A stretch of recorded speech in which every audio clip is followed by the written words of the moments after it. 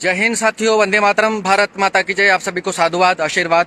सत्य कभी परास्त नहीं होता, वो परेशान जरूर होता है। और सनातन के दैवत्व को परेशान करने वाले राक्षस इस धरती पर है।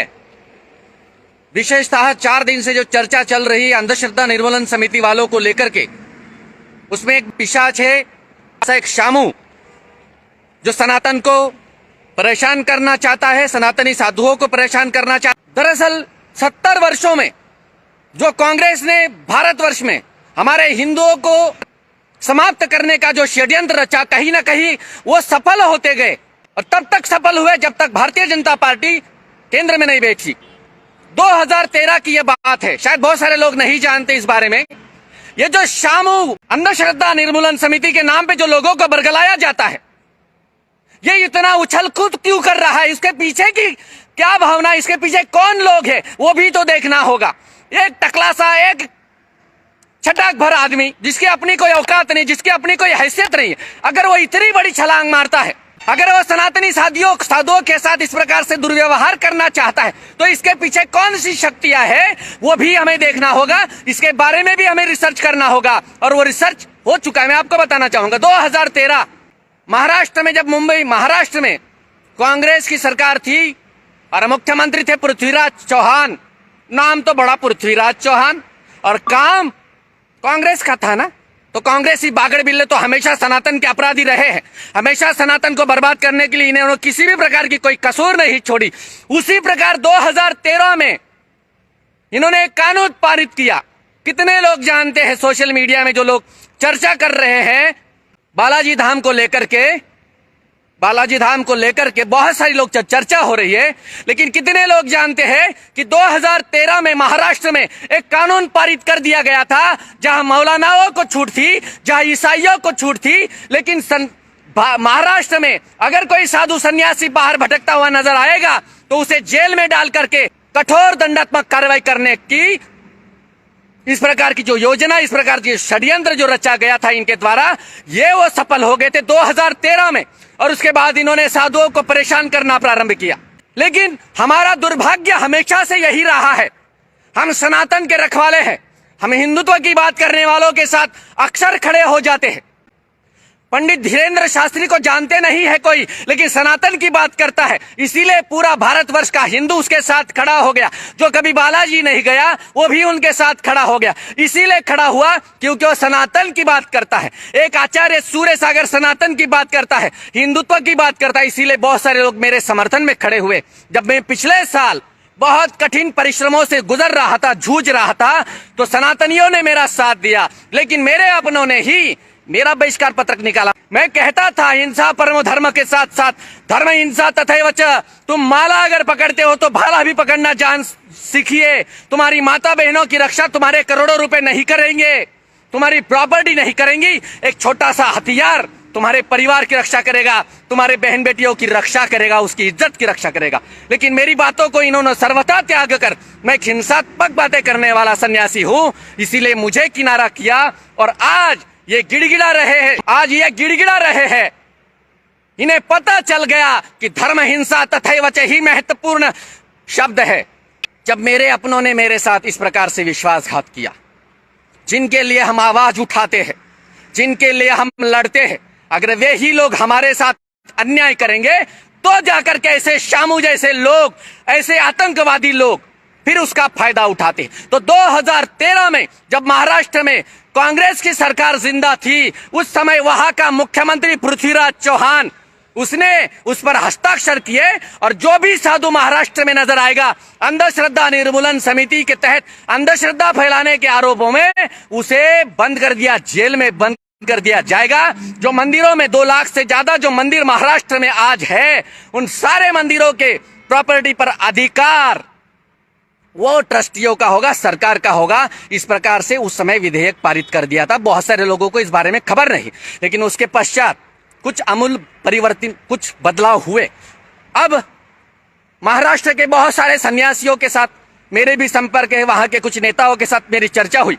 उन्होंने कहा कि महाराज जी, हम इस कानून में परिवर्तन लाने का प्रयास करेंगे। कानून में परिवर्तन लाने की कोई जरूरत नहीं, कानून को ही रद्द करना होगा, खारिज करना होगा। ये देश सनातनियों का है, ये देश श्रद्धा का है, अंधश्रद्धा का ही है। मेरे को एक बात बताइए, आप लोग मंदिरों में जाते हो, भगवान के दर्शन करते हो, हम सन्यासी हैं, मैंने वस्त्रों का तक त्याग कर दिया एक परमात्मा के लिए, एक परमात्मा को पाने के लिए। हम भी अंधश्रद्धालु है, जिसको देखा नहीं है कभी। क्या कभी आपने भगवान कृष्ण को देखा है? क्या कभी आपने भगवान श्री राम को देखा है? नहीं देखा, फिर भी अपना सर्वस्व अर्पण कर देते हो, मंदिरों की रक्षा के लिए प्राण भी देना चाहते हो, जान भी देना चाहते हो, लेना भी चाहते हो। क्यों? अरे जिसको देखा ही नहीं उसके लिए अपना प्राण देना चाहते हो। ये श्रद्धा नहीं है, यही है अंधश्रद्धा। और यही अंधश्रद्धा हर सनातनियों के हृदय में होनी चाहिए। मेरे हृदय में तो है। और अगर अंधश्रद्धा नहीं हो तो आप तर नहीं पाओगे। अगर अंधश्रद्धा नहीं हो आपके हृदय में तो आप परमात्मा को पा नहीं पाओगे। एक बच्चे को आप उछालते हो, एक बाप अपने बच्चे को उछालता है हाथ में लेकर के, बच्चा ऊपर जाता है, नीचे उतरता है, लेकिन बच्चा रोता नहीं है बल्कि हंसता है, क्योंकि उसे विश्वास नहीं, अंधविश्वास है अपने बाप के प्रति कि मेरा बाप मुझे जमीन पर गिरने नहीं देगा, वो हंसता है। उसी प्रकार हमारा ईश्वर है, हमें भी हमारे ईश्वर के प्रति श्रद्धा नहीं, अंधश्रद्धा रखनी होगी कि जो करेगा मेरा ईश्वर सत्य करेगा। यही हमारा अंधा विश्वास हमें भगवान से मिलाता है, भगवान का साक्षात्कार कराता है। और ये शामू जैसे लोग अगर ये कहेंगे कि अंधश्रद्धा फिर घुमाते हैं ये साधु, शामू सुन, ये मौलाना तेरे माँ के करके रखा है। एक सन्यासी हूं, बोल रहा हूं, तू मेरा कुछ उखाड़ नहीं पाएगा, तेरा भी दाभोलकर हो जाएगा। ये दाभोलकर जो था, इसको मरवाने वाली सबसे बड़ी भूमिका ये अंधश्रद्धा वालों की ही थी। वो चाहते थे कि किसी भी रूप से अंधश्रद्धा निर्मूलन समिति का परचम लहराए महाराष्ट्र में, फिर भारतवर्ष में। अगर महाराष्ट्र सरकार में दम है, वर्तमान महाराष्ट्र सरकार में अगर दम है, अगर तुम हिंदुत्व की बात करते हो, शिवसेना जो आज वर्तमान में महाराष्ट्र में अपना परचम लहरा रही है, अगर वास्तविकता में तुम हिंदुत्व का वोट लेकर, हिंदुओं का वोट लेकर, हिंदुओं के सहारे अपनी सरकार बनाते हो, कौन से हिंदू? सवर्णवादी हिंदू। मैं एक बात कहना चाहूंगा, ये अंबेडकरवादी जो है वो देश को बरगला रहे हैं। ये शामू के वॉल पर जाइए, उसके यूट्यूब चैनल पर जाइए, जितने लोग कमेंट कर रहे हैं वो देखिए, सब अंबेडकरवादी निलटे फिमटे। और ऐसे लोगों को अगर सरकार पोसती है तो सरकार चाहे भाजपा की हो चाहे कोई अन्य सरकार, दोषी है। महाराष्ट्र सरकार को मैं यहां से आचार्य सूर्य सागर गुजरात वडोदरा मैसेज देना चाहता हूं, इसके ऊपर अमल करना होगा आपको, याद रखना। अन्यथा जिस प्रकार पालघर में साधुओं की हत्या हुई उसी प्रकार ये हत्या करना चाहते हैं। मुझे तो डाउट है पालघर में जिन साधुओं की हत्या हुई उनमें ये अंधश्रद्धा निर्मूलन समिति वाले शामिल हो गए, 100% हो गए, क्योंकि ये चाहते नहीं है सनातनी जिंदा रहे, ये चाहते नहीं है कि हिंदू साधु जीवित रहे, ये चाहते नहीं है कि मंदिरों का विकास हो, ये चाहते नहीं कि मंदिर पनपे। महाराष्ट्र सरकार ये ध्यान रखे कि तुम इस अंधश्रद्धा निर्मूलन समिति वाले को कंट्रोल करो, अन्यथा कुछ गलत होगा, अवश्य होगा, निश्चित होगा। और इसकी जिम्मेदारी महाराष्ट्र सरकार की और महाराष्ट्र पुलिस की होगी, क्योंकि इस गतिविधियों को रोको। अंधश्रद्धा निर्मूलन समिति के नाम पर जो भ्रष्टाचार हो रहा है उसको रोको।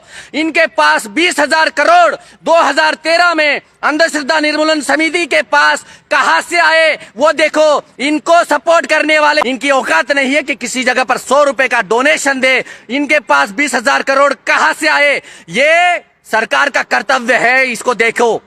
तुम्हें वोट हिंदू देता है, ये जय भीम जय मीम का नारा लगाने वाले लोग तुम्हारे साथ कभी खड़े नहीं होते। तुम्हारे साथ सन्यासी खड़ा होता है, तुम्हारे साथ सनातनी खड़ा होता है, और उन्हीं की मेहरबानी से तुम उच्च आसन पर बैठे हो। अगर तुम हमारे साथ अन्याय करोगे तो फिर मजबूरन ही सही परशुराम बनने के अलावा हमारे पास कोई और विकल्प मौजूद नहीं है। 2013 में 20,000 करोड़ कहां से आए अंधश्रद्धा निर्मूलन समिति के पास? इसकी इंक्वायरी महाराष्ट्र सरकार को करनी होगी। इनको मौलाना नजर नहीं आते क्यों बे शामू? ये मौलाना इतना पाखंड फैलाते हैं। अभी तो मैंने एक वीडियो देखा, एक मौलाना दोनों हाथों में बंदूक लेकर के भूत उतार रहा है। ये ईसाई जिन्होंने मेरे देश को 7.5 लाख क्रांतिकारियों का बलि लिया, इन ईसाइयों ने, जिन्होंने 150 वर्ष हमारे देश को गुलाम बनाया, ये लोग, इनके मंसूबे मेरे देश को बर्बाद करने के हैं। और इन लोगों के साथ ये लोग इसीलिए खड़े होते क्योंकि इनके घर भरे जाते हैं।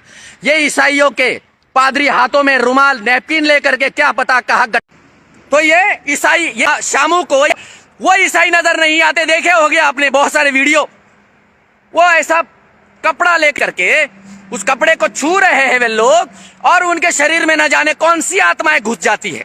अगर तू उस बालाजी की परीक्षा लेना चाहता है तो हम भी तुम्हारी परीक्षा लेना चाहते हैं। लेकर आ जाओ उस कपड़े को इस आचार्य सूर्य सागर के पास। अगर मैंने छू लिया और अगर मैं भी हुले ले करने लगा तो मेरे को मानने वाले करोड़ों लोग भी वही करेंगे ना। आप लोग करोगे ना अगर ये मुझे झुका पाए तो साथियों बहुत बड़ी दुर्भाग्यपूर्ण घटना है ये। तो मैं साथियों आपको हृदय से एक ही अपील करूंगा, हिंदुत्व की और सनातन की ही बातें करो, लेकिन इस शामू को महत्व देने की कोई जरूरत नहीं है। ये न जाने किसके बीज है, ये तो वो खुद भी नहीं जानता। जैसे हमारे गुरु ने बताया यह भगवान है, हमने मान लिया, हम आर्गुमेंट नहीं करते। हमारे माँ ने बताया बेटा ये तेरा बाप है, हम मानते हैं। हमको थोड़ी पता है कि यही हमारा बाप है। उसी प्रकार की यही हालत है शामू की। कभी ये मुझे मिल जाए, माँ की कसम, मजा आ जाएगा जिंदगी जीने का। मेरा काम भी यही है, बचे हुए जिंदगी के कुछ दिन है, आनंद ले ले जिंदगी का, क्योंकि बहुत हो गया। अब हम बर्दाश्त नहीं करेंगे जो सनातन के साथ इस प्रकार से खिलवाड़ करते हैं। हमें जो करना है वो हम करेंगे।